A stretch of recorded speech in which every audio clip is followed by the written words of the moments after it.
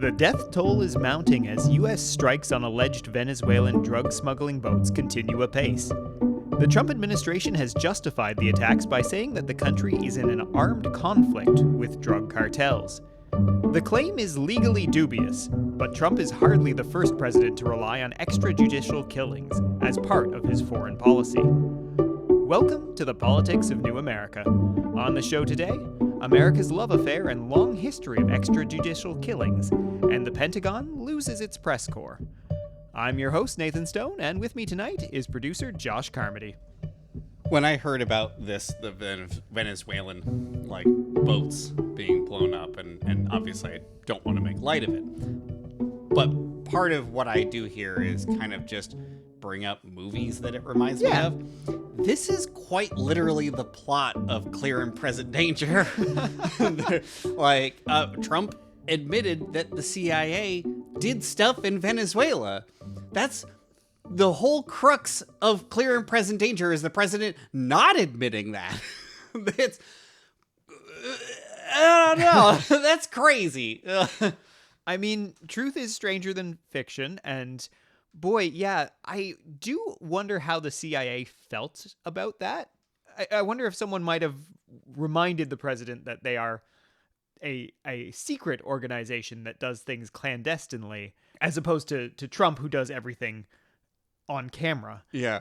But do you remember after Hurricane Katrina, they were doing raising money, kind of telethon thing. Oh, absolutely. And Kanye West and Mike Myers were on screen, and Mike Myers was just like, and we need to give all this money. And then Kanye West immediately just said, George Bush doesn't care about black people. And Mike Myers had that look over at him, look back, and kept reading from the teleprompter.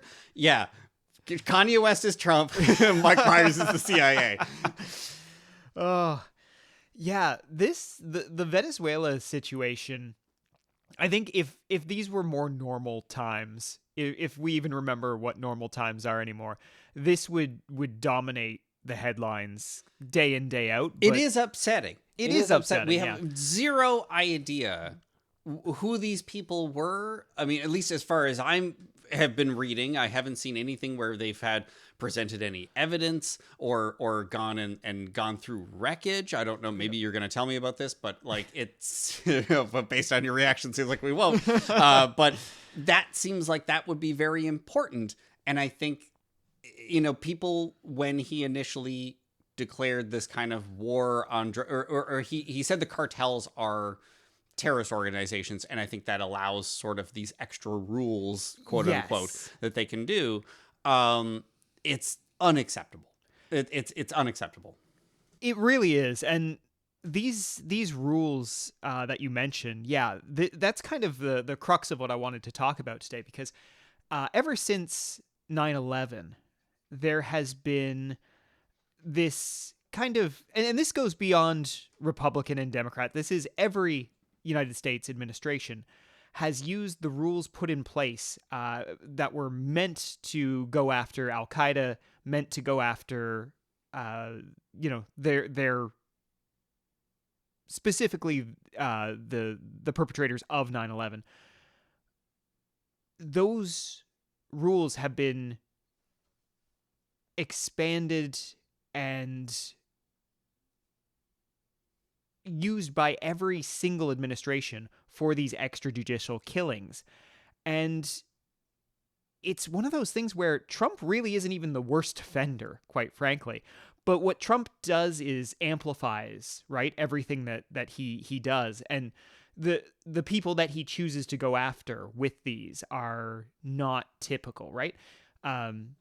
We'll talk a little bit about Obama. Was an absolutely just blood-soaked president when it came to these, but his and they were always drone strikes with Obama. He was the drone president, but this was in Pakistan. This was in kind of the greater Middle East, and you would hear about them on the news, but it was so far removed from everything else that was going on that Western media really didn't pay it a lot of attention, right? Every now and then you'd hear about it, but he was kind of pretty continuously using these drone strikes as part of Americans' America's foreign policy. And that was continued into the Biden administration as well. So Democrats are just as guilty of this as Republicans.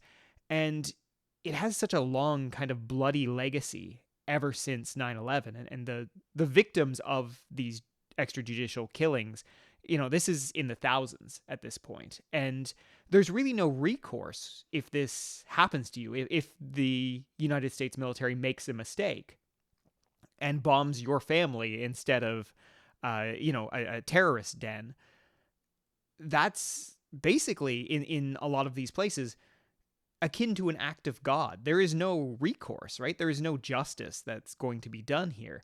And so much of this in the past has been papered over by American soft power, right? So they would, especially in countries, where Obama was active, it was always, oh, hey, we're partnering with these countries, right, to root out terrorists. America's providing arms, they're providing funding through USAID and all of the organizations that they ran, right? So there was always kind of this quid pro quo. It was, hey, we're going to put a bunch of Predator drones in your sky, and every now and then you're going to hear an explosion, and don't think too hard about it. But in return, we're going to help you with your security issues. We're going to provide this form of aid, whether economic or social or military. But Trump is such a different breed, right? He's such a mask-off bully that he's not really doing anything that the United States hasn't been doing for the last close to 30 years now. But the way he does it and the targets that he chooses are so wildly different than what we've seen in the past that it feels like a new era almost. He's got the energy of the younger brother who wants to do all the stuff the older brother got to do, and maybe the parent realized they shouldn't.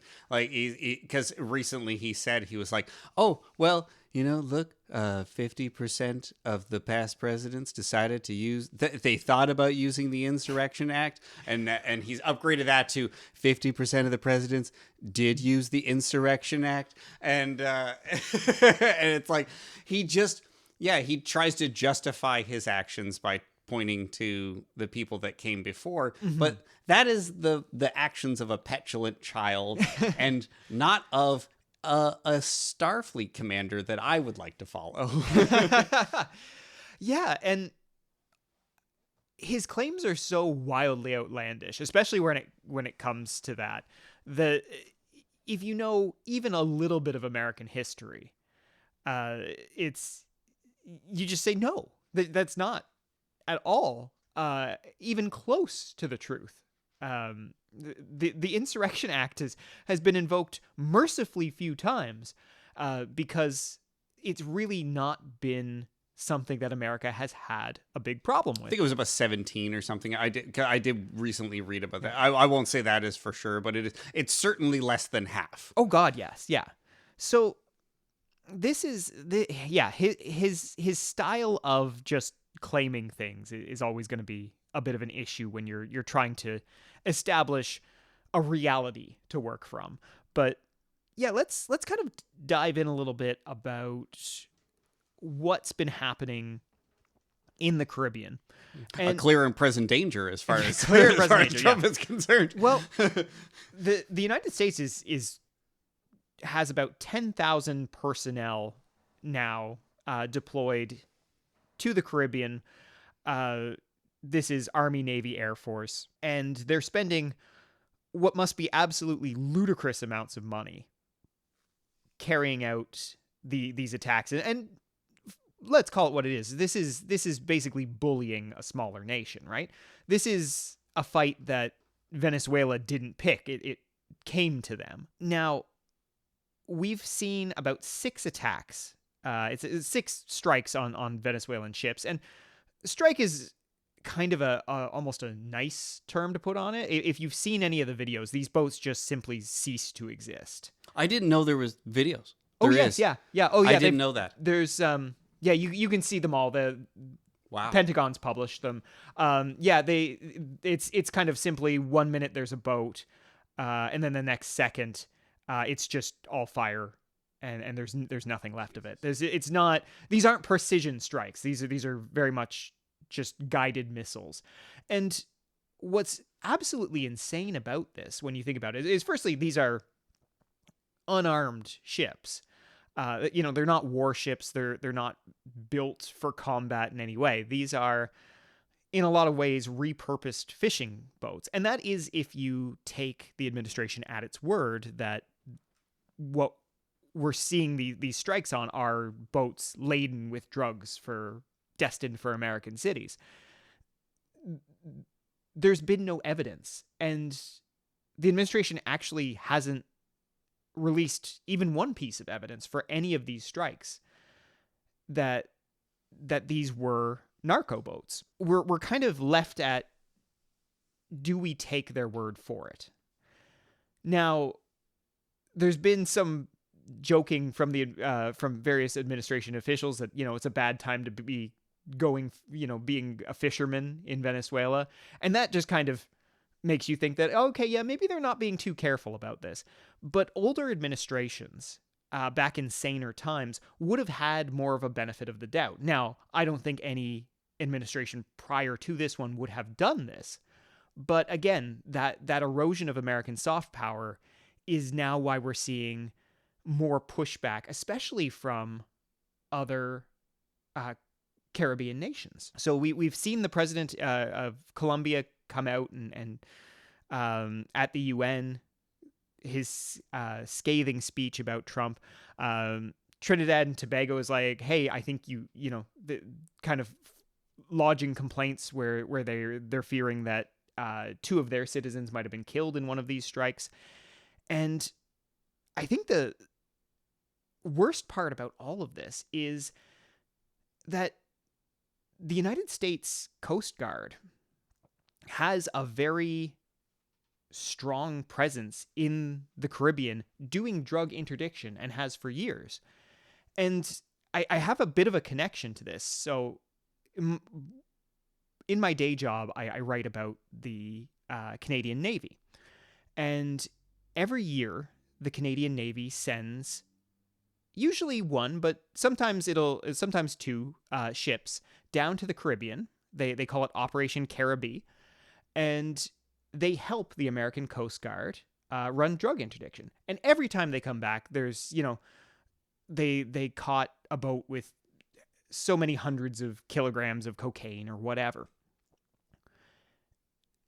There are systems in place for this, and drug interdiction is the civilized way to do this, because again, these aren't warships. If one of these little boats comes across a destroyer, or even a Coast Guard boat, it can't fight them. It can't fight off a warship.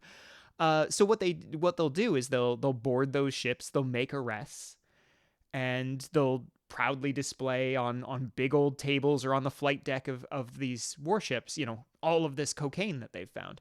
And they've been doing this for years and years. This is not something that's new. It's not something that they tried and then failed. This is a continuous operation that has had an extraordinary amount of success.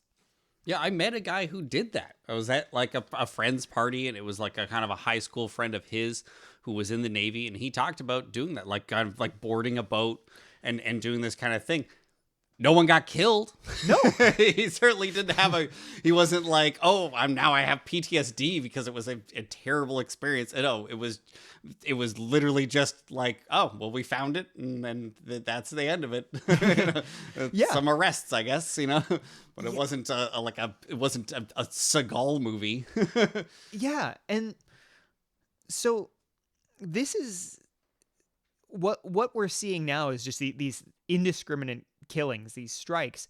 I hate to call it political theater where people are losing their lives, but that's kind of what it seems to be, is political theater for a domestic audience, for specifically Trump's base, that feel like not enough has been done, right? That the drug war needs to be reignited, and there needs to be a new sheriff in town, one that's going to shoot first and ask questions later. And because that's really the only justification other than trying to start an armed conflict with Venezuela, which maybe is possible, but I I find it hard to believe, even for this administration, that they would be looking to start a full blown war. Uh, you know, so if it's the case that this is for domestic consumption, then none of these strikes actually matter. They won't really move the needle, especially because what you're seeing coming from Venezuela and Colombia traditionally is cocaine. Cocaine only accounts for about a quarter of American drug-related deaths. The big one, of course, is fentanyl. Fentanyl is king of the castle, and we're not seeing them go after fentanyl in the same way that they're going after these Venezuelan cartels. Unless you're Canada. Unless you're Canada, in which case, that one dude with the backpack with fentanyl in it was enough for us to get sanctioned. But and appointed a fentanyl czar. Oh yes. Oh man, that'd be a great job if you could get it. What do you even do? You sit in an office. It's like, hey, tell me if you see any fentanyl. I mean, the last time we talked about the fentanyl czar was 1,000 episodes ago, as far as I'm concerned, when it comes to this show.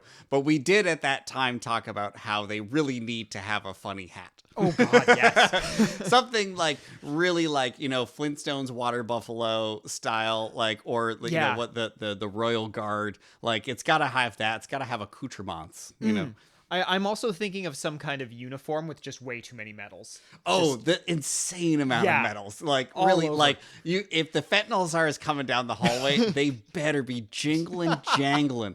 My spurs, they jingle, jangle, jingle, jingle, jangle. Yeah. Better times. Better times. So, that kind of sets our scene here, and there's a couple of, I think, geopolitical things that we could mention about Venezuela. Yeah, I don't. Sorry to cut you off. I don't actually understand like where the position of the Venezuelan government is at. Like, are they kind of considered a left wing or right wing government? Like, I don't really know. So the Maduro government is kind of your classic authoritarian left wing government. So it came from, if you remember, Hugo Chavez. I know the name, but I don't know. Yeah, it's a long time ago now. But basically, Maduro is basically his successor. So technically, what you're looking at is a government that claims to be socialist, but is in a lot of ways kind of more authoritarian than anything else. Maduro's had, again, there are elections. Venezuela claims to be a democracy. That being said, a lot of international observers, including the Americans, but also probably more believable sources at this point, are saying that the last elections probably were not free and fair, probably rigged in some way to ensure his victory. And what's interesting about the Venezuelan regime was, for a while, especially under Chavez, back in kind of the 2010s, there was a real spike in oil production and prices. So Venezuela was actually doing very, very well. And through this socialist government, right, the government took in the lion's share of the profits from that and were able to reinvest that into communities. And so for a while Chavez's government was very authoritarian, they enjoyed a lot of support because of all of the things that they were doing with that oil money and the social policies and programs.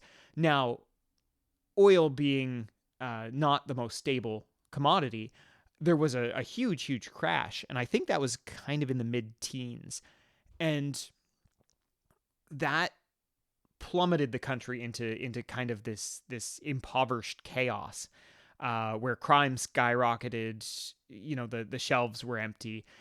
basically just a total economic collapse that you always get with kind of petrostates that don't have anything to fall back on.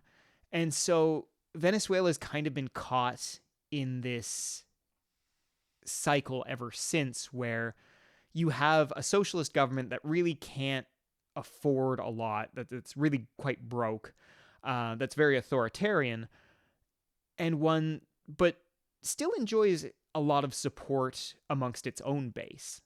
So it's a very complex country with, Yeah. with a very deeply complicated history, but there are, a lot of Venezuelan expatriates that immigrated to the United States over the years, especially once kind of everything fell out of the economy. And it's amongst that Venezuelan population where you do get a lot of hardliners that are pro-Trump and kind of pro-military intervention in Venezuela. So there's kind of a lot of variables when you look at it. But Venezuela recently has been leaning very heavily on China. China has become its biggest customer as far as oil goes. And going back to the old, bipolar world of the United States and the Soviet Union, the United States was always very protective of the Americas. And I don't mean protective in a nice, like, fatherly way. I mean protective as in, like, this is our stuff. Don't you dare touch it. Yeah. So part of what Trump might be doing here in putting pressure and trying to destabilize already not a very stable country is that the collapse of the Maduro regime in Venezuela would economically hurt China, who is buying a lot of their gas, but also Venezuela is buying a lot of Chinese goods, a lot of Chinese military equipment, that kind of thing. So there's a good relationship there between those two countries that the United States could kind of get in the way of. The other thing to realize too is that Venezuela has the largest reserves of oil in the world. So even larger than something like a state like Saudi Arabia. And we know Trump loves oil. The Republican Party loves oil. So some of the thought there is, are we looking at a regime change situation? And especially if the CIA are active in Venezuela, because the CIA in South America, oh boy, we've seen this movie a few times, and we kind of know how this ends. So Harrison Ford's getting his plane ready to extract those CIA agents. Yeah. Callista, don't worry, Callista. I just got to take one more plane out, one more flight. So yeah, there's numerous reasons why Trump could be going after Venezuela and might see it as a good thing.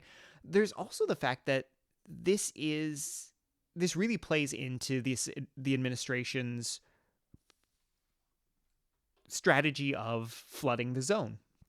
The Epstein thing still hasn't gone away, but hey, some South American military action, ooh, that could distract people. So yeah, there's so much here, and I think we should get to the part, because I could talk about this all day, but how in the world is any of this legal? It's a really good question. It comes down to a couple things. Firstly, that the United States has designated the Tren de Aragua cartel, which is active in Venezuela, which is kind of the main cartel that they are saying are operating these vessels, as a designated foreign terrorist organization. So that is, again, kind of not how the term was originally intended to be applied. Generally, what they considered to be terrorist organizations were more ideologically and politically motivated organizations that were violent, that were conducting terrorist attacks, which I think is pretty fair. If you're going to call an organization terrorist organization, you should probably check to see that they have committed some form of terrorism. The administration, of course, argues that their form of terrorism is by selling drugs to Americans, and those Americans then die of overdoses. But yeah, it's a very legally kind of dubious thing. Now, the problem with that, though, is that just because they claim that these people are narco terrorists doesn't automatically make them lawful military targets, because the United States has to be engaged in an armed conflict for targets to be lawful military targets. And can you be engaged in an armed conflict with drug runners? Right? Is that a group that qualifies for this? And here is the issue, is that the administration claims they are in a non-international armed conflict with drug cartels, which is not really a term that we're familiar with where armed conflict comes into it, right? Non-international armed conflict sounds like maybe a civil issue, but of course you're killing people in international waters, so you don't really have that backing you up. So what they're doing is basically trying to sidestep international law around how you can engage militarily, and it's not really working. The UN has come out and kind of condemned these attacks and just called them what they are, which is extrajudicial killing. So constitutionally, even, we come to the same issues that we've seen so many times in this show. Article 2 of the Constitution lays out that the president is commander-in-chief of the army. And because everything around that is so beautifully vague, you have constitutional experts on one side that say this does grant the president power to authorize strikes against military targets, and you have others that say, well, no. The president doesn't declare wars, so he can only act as the commander-in-chief in the military with the powers given to him by Congress, and Congress would need to declare war against whatever organization, whatever nation that the president feels like bombing today. And because this is so unclear, it would come down to Congress to stop the president's actions in this case, right? Because Congress kind of holds the ultimate power. I know it doesn't look like it, it doesn't seem like it, and we've not seen them use it in quite some time, but Congress can actually veto most of the things that the president does. They won't, but they could. So all of this is bolstered by something that I mentioned earlier in the episode. After 9/11, there was the 2001 Authorization of Use of Military Force Act, or the AUMF. And we have mentioned this on the show previously, a million episodes ago. But what this did was it gave the president extended powers to work outside of congressional authority while going after the terrorists responsible for 9/11. However, that suite of powers has been extended and expanded by every administration, so that now, through the authorization of use of military force, the United States is blowing up Venezuelans in boats and hoping that they're terrorists, right? This is how far we have strayed. But each administration has pushed that envelope further, right? Bush 2 was the one that got the ball rolling here, and of course had his own wars. But Obama killed over 3,000 people, and over 300 of those confirmed civilians with his drone attacks. In 2001, there was so this would have been during the Biden administration. Drone strike in Kabul, Afghanistan, that killed, and this ended up being quite famous because they tried to cover this up, the United States government, but a man named Zamari Ahmadi, who was an Afghan aid worker, and 9 members of his family, which included 7 children. And he was employed by the Nutrition and Education International, which was a U.S.-based humanitarian organization, I think under the USAID umbrella. So after that strike, the Pentagon initially claimed that the strike was successful and righteous because it had killed someone it characterized as a suspected terrorist. And the more that came out about this attack, the more and more it got worse and worse for the Pentagon. Because not only did they not kill anyone related to terrorism, they killed someone who was working for a U.S. organization and just a bunch of the kids in his family. And this is the kind of thing that U.S. soft power used to gloss over. They used to smooth out those wrinkles, right? When you're fighting this war on terror, it used to be the type of thing where they could say, oh, but, look at all the good we're doing, and look at, we've hounded these terrorist groups.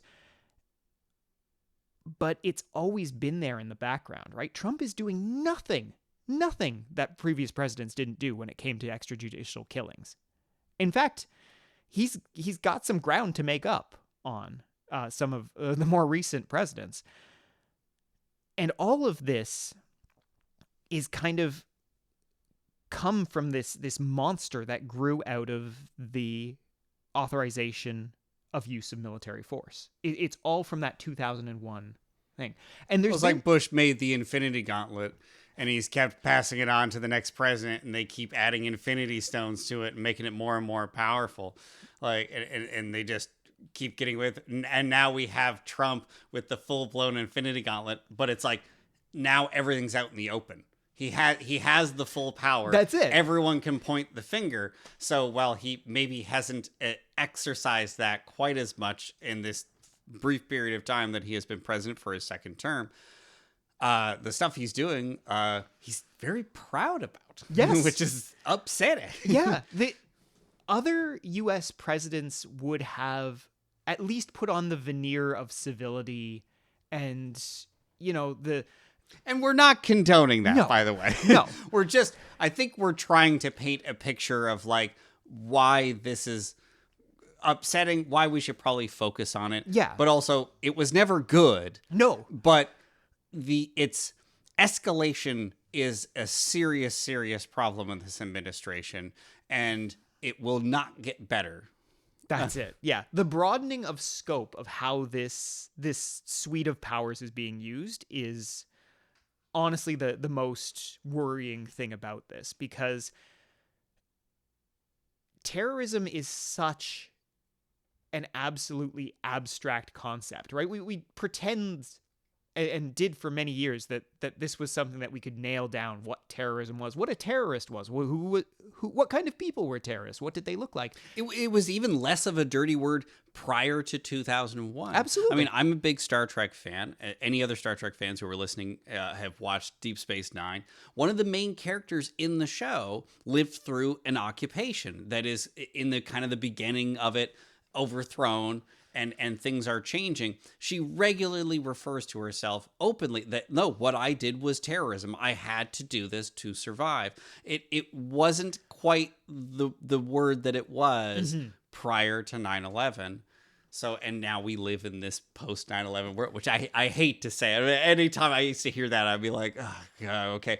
But it's true. No, it's true. It was a huge fundamental shift in society for the entire planet. Absolutely. And what you had was something that fundamentally changed the nature of the world's remaining superpower, right? This was an act that, yeah, the death toll, when you compare the death toll of 9/11 to things that we've seen recently, recent atrocities, it really does pale in comparison. But the damage it did to America's psyche, I think, is probably the lasting legacy, because we don't have Afghanistan. We probably, well, we may or may not have had the Iraq War without it, but there's so much that has snowballed since then. And when you think of everything that happened afterwards, so much of it is in policy. The Patriot Act that kind of destroyed a generation's worth of privacy in the United States, right? If there's any young people listening, going back and watching Fahrenheit 9/11, kind of, it's a good, people, it's a documentary, but it's better to kind of look at it as like an essay. Yes. I would say it's a video essay is a great, which, hey, young people love. So I would say look at it more like that, but it is a good way to kind of get an idea of where people were at and the Patriot Act kind of coming out. But also just, we're talking about like rhetoric and things changing. There was a phrase, I don't know whoever said it, but it was, one man's terrorist is another man's freedom fighter. Mm-hmm. And I think that since 9/11, it's been very easy to classify any pushback against authority as terrorism. Yes. It's all bad. They've tried to homogenize it down to be able to, like, no, you can't question anything. There's no gray area anymore. It's black or white. It's terrorism, or it's, we're serving up some democracy. And I think so much of that has bled into the public consciousness, because when you look at things like mass rallies today, so we just recently, as of this recording, had the latest No Kings march in the United States, and by all measures and all metrics, absolutely massive, And when I looked at the coverage and I was reading about it, and the inescapable part to me that I couldn't quite grasp was, I kept thinking, to what end is this, right? I get you want to mobilize people. Awesome. I get you want to march. You're angry. You're marching in the streets. Fantastic. Showing your disapproval of this power grab that's been happening. Fantastic. But you did it in a way that it inconveniences no one in power, right? It's a weekend. Everyone's off work. And like, I get it. Yeah, weekend, more people will turn up. But here's the thing. On the weekend, no one has to go into the office. The streets you're blocking off. No one's, you're not causing trouble. You have to cause at least good trouble, right? And there is a difference between, I think, good trouble and bad trouble in terms of, organizing resistance. But you've got this on a weekend. You've got people coming out. Everyone's super peaceful. No one's trashing anything. And yeah, that makes for immaculate lawns, and it makes for, I guess, good PR for your movement. But didn't you just spend a day in the street for no tangible benefit, right? I read responses from some folks in the administration, some social media ones, just simply saying, who cares? And that is kind of what I was left with, was this is an administration that doesn't care. And I know that this administration is going, the minute that, someone steps out of line in one of these protests, the minute something, turns violent, some rocks start getting thrown at police, I know that they want that to justify more they'll action. weaponize it. Yeah, they want to weaponize it. Here's the thing, though. You either accept that it's going to be weaponized against you and fight anyway, or you spend all of your energy on these protest movements that, while, yes, big, huge, great, good vibes, absolutely, what pressure are you putting on the administration? Yeah. It's you have to. They're going to do what they want to do. They have shown you the blueprint. We have all of the notes. This generation of Republicans loves to tell you what they're going to do. Listen to them, and then figure out ways to stop them effectively. And don't be afraid.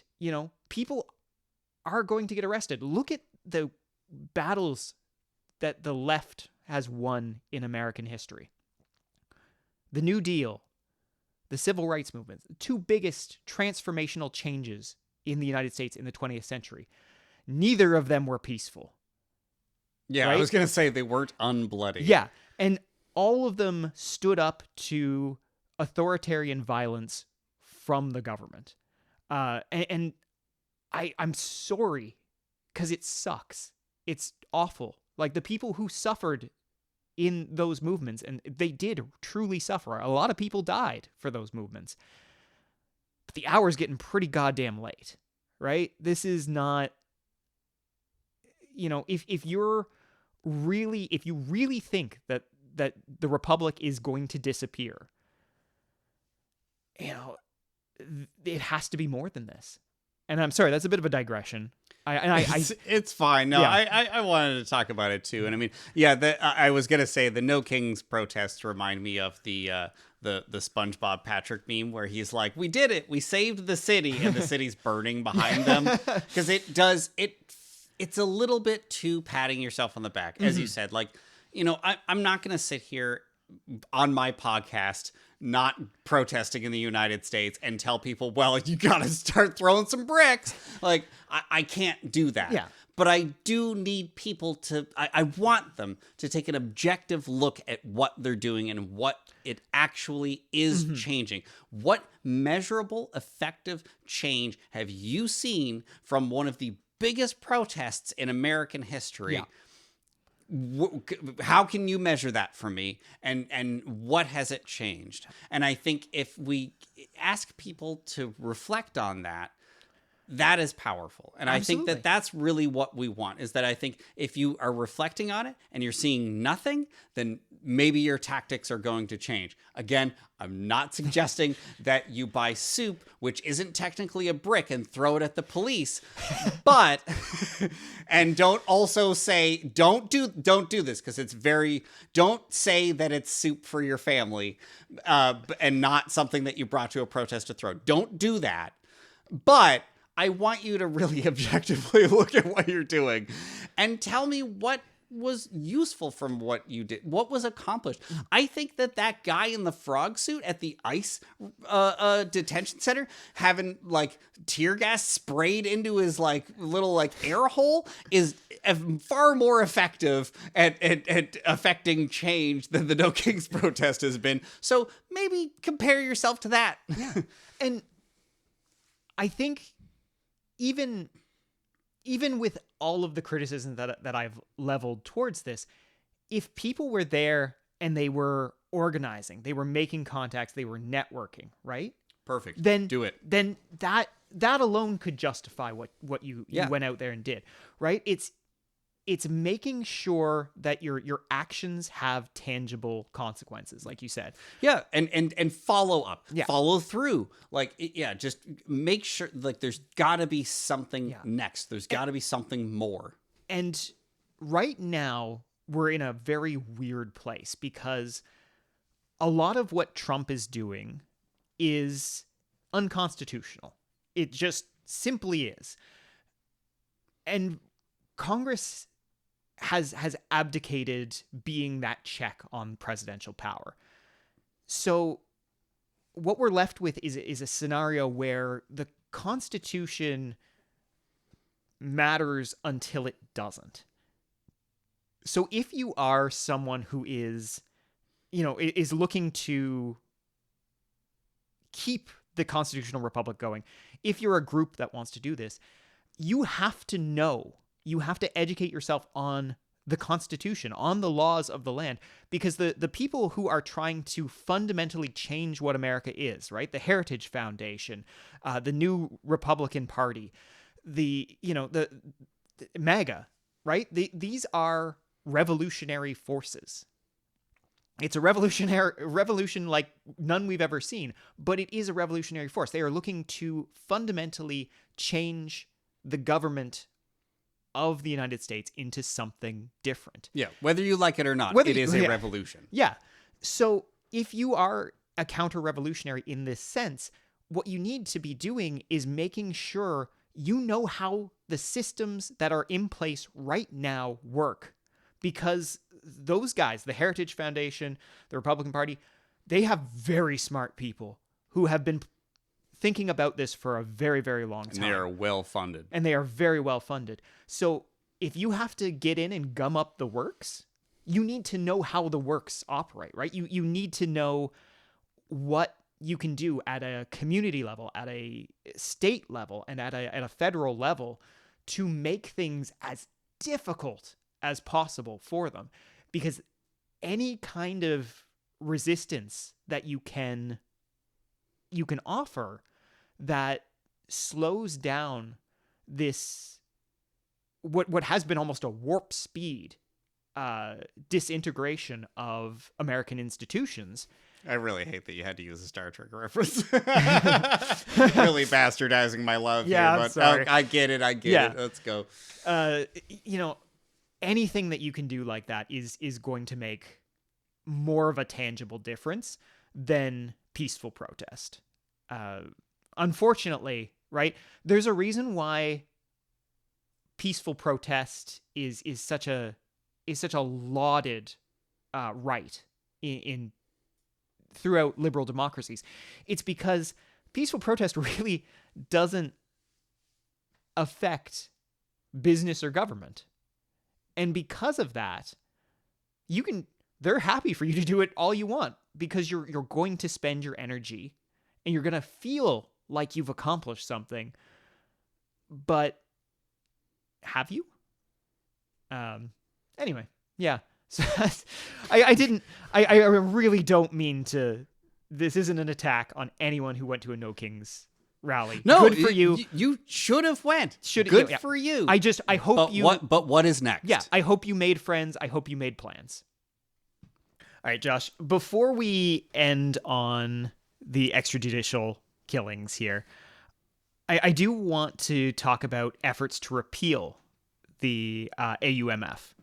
Because as long as this has been around, and ever since kind of the hangover of 9/11 passed and the U.S. kind of found itself embroiled in a couple of different wars and, spending trillions and trillions of dollars, a lot of people have kind of questioned whether the president should have this power, and maybe it was a step too far. So it's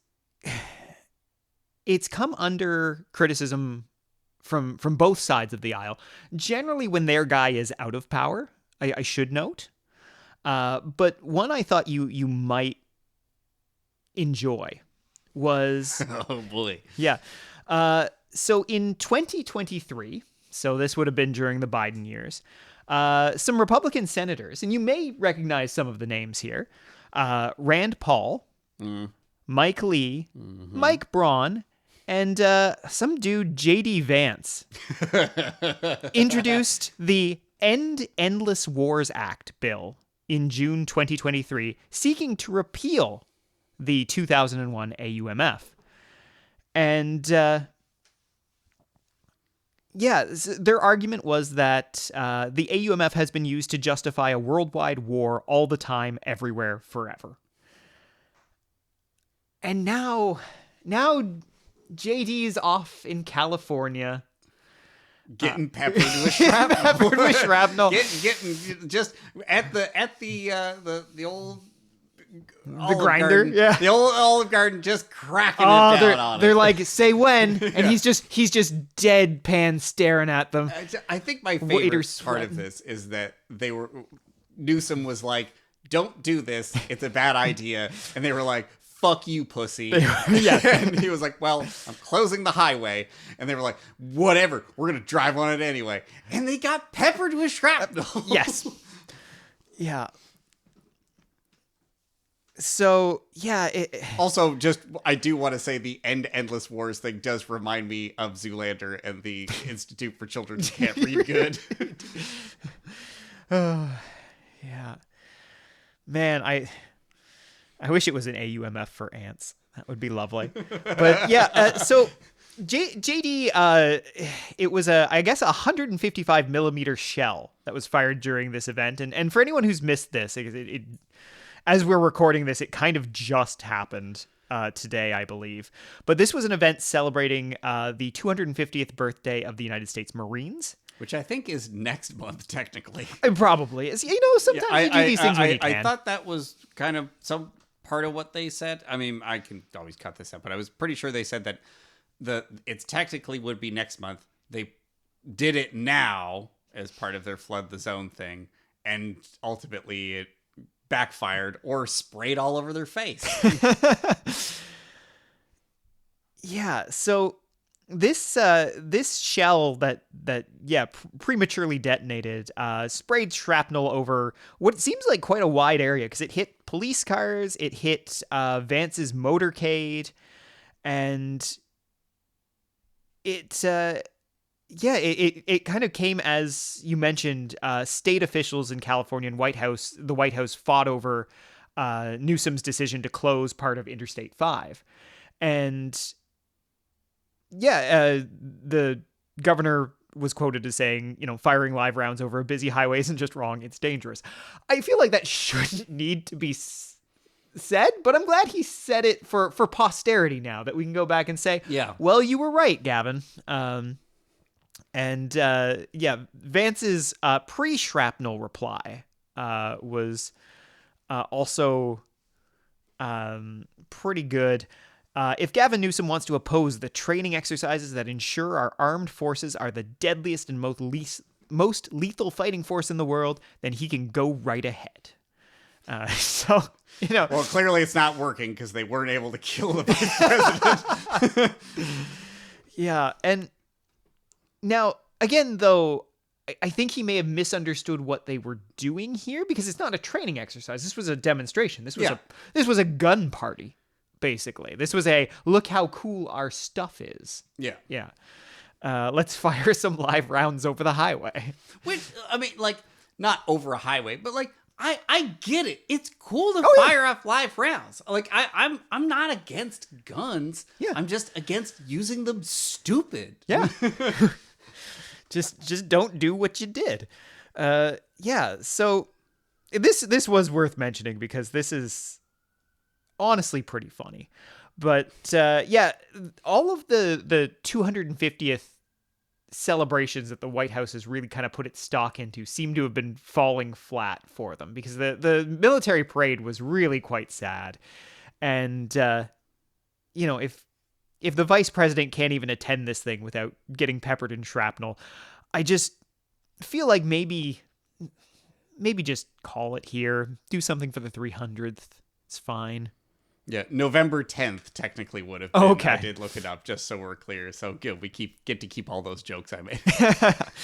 So, last thing I kind of wanted to talk about, unless you've got more on the shrapnel thing, but I mean, in terms of how funny I think it is, I mean, it's just such a, if you wrote it into a movie, and that movie aged about 20 years or 30 years, people will be like, this is absurd. Like if that happened in a movie from 1991, people 5 years ago would have been like, that's the craziest shit. That would never happen. Yeah. I think that's really where we're at. It's the absurdity of it, like the posturing, the misplaced confidence, like all of it is so funny. I'm glad no one died or really genuinely got hurt. Like I wouldn't want that, because there's a lot of people, like when you think of like people are like, oh, well, JD Vance's motorcade got hit. Yeah, that's a bunch of people working. Like there's Secret Service agents, there's police, there's people who don't necessarily deserve to be peppered with shrapnel there. So I don't want anyone to die, but I think that it is a really funny thing to happen to them, that they all had to duck and cover like they're in an old instructional video from the Cold War. Yeah. Yeah, and honestly, the way you just described this is the way that this administration has been going. It is over the top. It is something where if you described it to anyone beforehand, they'd be like, "No, Yeah. no, this Well, is they're ridiculous." like the apple dumpling gang. They're shooting from the hip. Yeah. But they're not in the movie Tombstone. They're in the movie The Apple Dumpling Gang, and it's the bullet's gonna bounce off of like a church bell and then also hit a sign that's gonna swing down and hit them in the back of the head. Yeah, it really is the most absurdist government I think I've seen in my lifetime. Certainly, I can't think of one that has more completely altered the way that people think about the United States, but also just the world in general, right? The things that we thought about in kind of the post World War II order, how quickly that is disintegrating before our eyes. You know, there was a level of stability even through Trump 1, right? The kind of the background stability of what America was. And all of a sudden it is vanished, and what we're left with is just the theater of the absurd that we talk about every week on this show. Yeah. So just quickly before we wrap up, I did want to mention this because this is really important, and it's the kind of thing that we're going to feel going forward, and that's new rules from the Pentagon that they have released around what the press can and can't cover, and how the kind of Pentagon's the press covering the Pentagon at the Pentagon, and the covering the military, the standards that they're going to be held to, and the oversight that they're going to have going forward. So this basically, journalists who cover the Defense Department at the Pentagon can no longer report information or gather information, even unclassified information, unless it has been authorized for release by the government. And reporters who refuse to sign a statement agreeing with these new rules are having their press credentials revoked. So almost every news media that has reporters at the Pentagon immediately came out saying that this is a terrible idea, condemning it, because it fundamentally changes journalists' ability to cover the Pentagon and the U.S. military in totality. And basically saying that it kills transparency. So what it basically does, so it kind of sounds like, oh, okay, like they gotta clear this with people, but it really stifles independent journalism, and it stifles it at honestly what is already one of the most unaccountable institutions in the United States.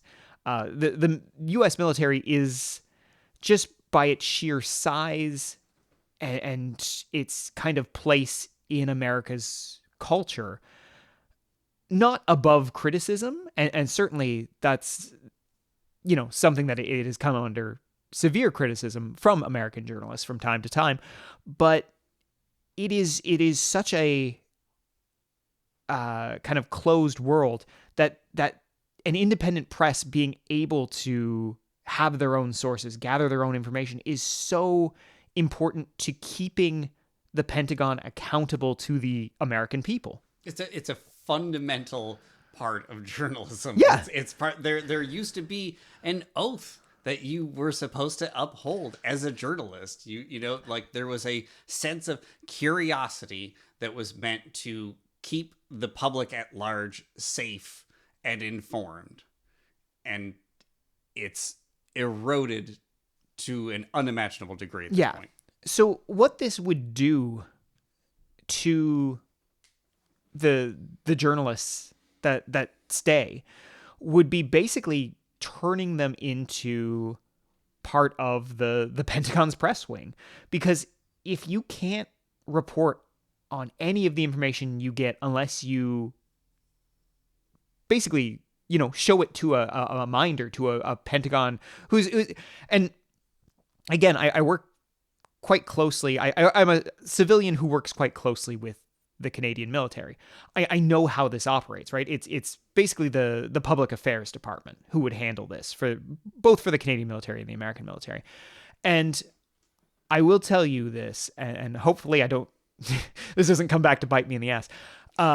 Public affairs is my sworn enemy, because everything that I find out that's interesting, they don't want released. That's just the way it is, right? The stuff that would be of interest to Canadians, the stuff that would make people go, well, that's interesting, is absolutely the things that they do not want you to release. Yeah, you'd be pulling the earbud out going, wait, my tax dollars doing what? Yeah.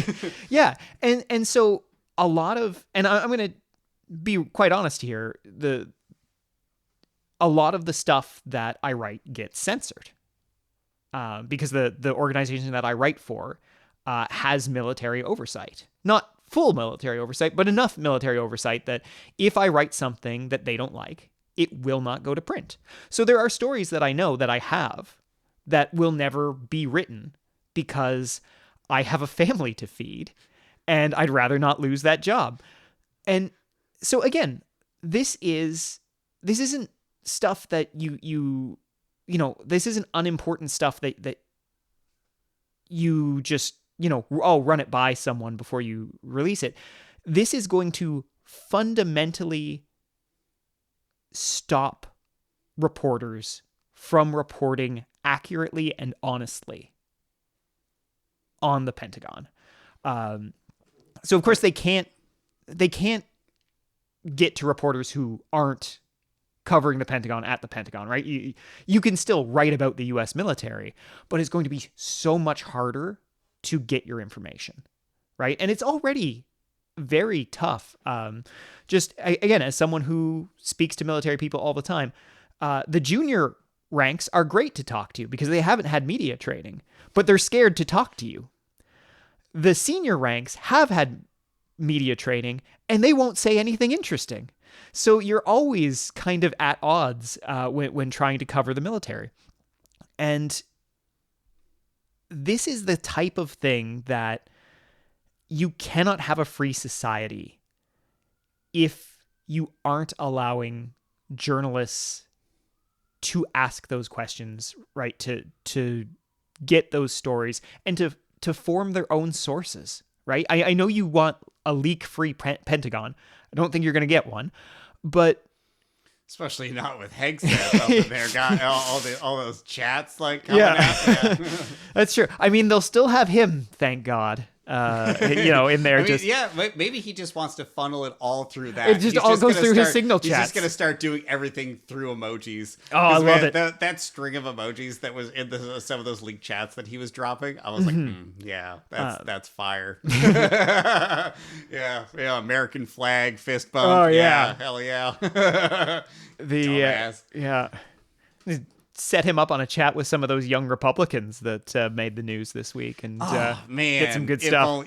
Something we also didn't get to. But hey, at least there's repercussions for them, right? Yeah. All of those children, those 25 to 36-year-old children, just seeing their comeuppance in their young, youthful age. See, this is my decision to not let my daughter have a cell phone until she's 40.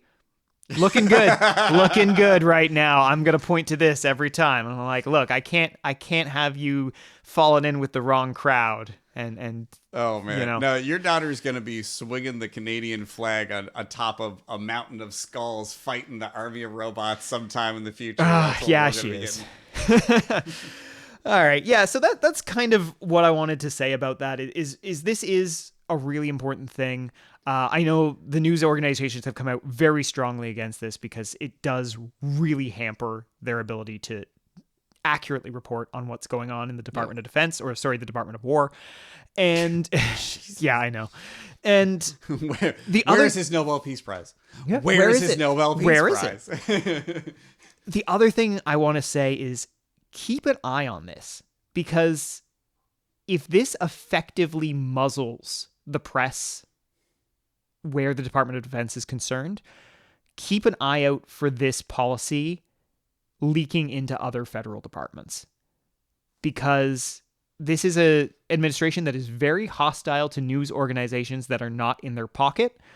Now, many of those organizations that used to be independent are very quickly either being bought by billionaires or starting to toe the line. So they may not have to worry about that a whole lot longer, but just keep an eye on this one. It's, democracy whimpers in the closet. Yeah. All right, folks. On that cheery note, we're going to end off this one. Thanks so much for listening. I know this one was a little bit all over the place, but we had a good energy tonight. We're fired up. Fired up tonight. Yeah. So as always, thanks so much for joining us. Bye-bye. Bye.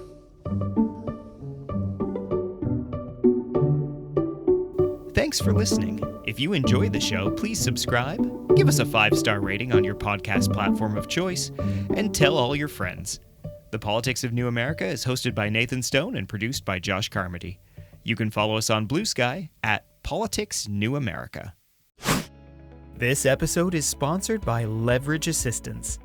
Finding the right assistant can turbocharge your career, your business, and give you back precious time every day. Finding the right person isn't easy, and that's where Leverage Assistants comes in.